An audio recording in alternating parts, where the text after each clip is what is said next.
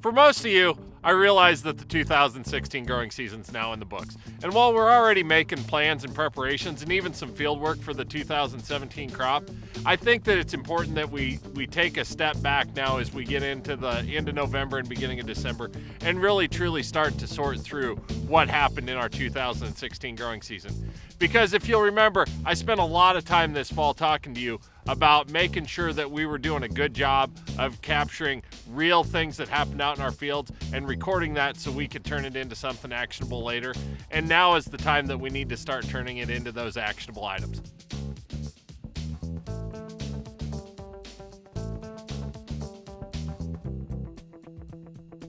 I'm Keith Byerly, Precision Ag Manager at Central Valley Ag, and this is your Precision Focus that correlates with the blog on the CVA blog site. So, as we talked about everything going into harvest, we talked about two types of data that we needed to pay attention to. And it was our real world data, the 3D data that you can see with your eyes while you're out there in the field. And it's the GPS data, the activities that we see with the monitors and things like that, that we don't necessarily get an opportunity to see with our eyes while we're going out in the field. And the thing about those is while they're both very different, they both need to go together to truly become something actionable.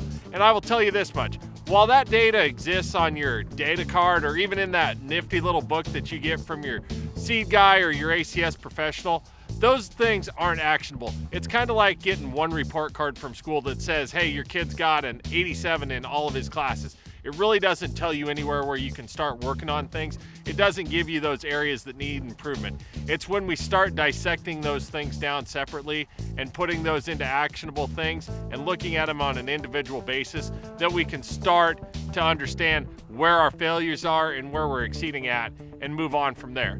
So that's the challenge right now. We need to make sure that we're giving both of those data sets to our ACS professionals and our FSAs so that they can work on those things together with you. Because at this point in time, this is when we need to start making our decisions for 2017. I realize that some of you are in the process of getting some N and some P and some K on those fields, but really the bulk of our decisions are still left for this growing season. We can still make a lot of influential decisions going forward, and it starts with the variable yield goal.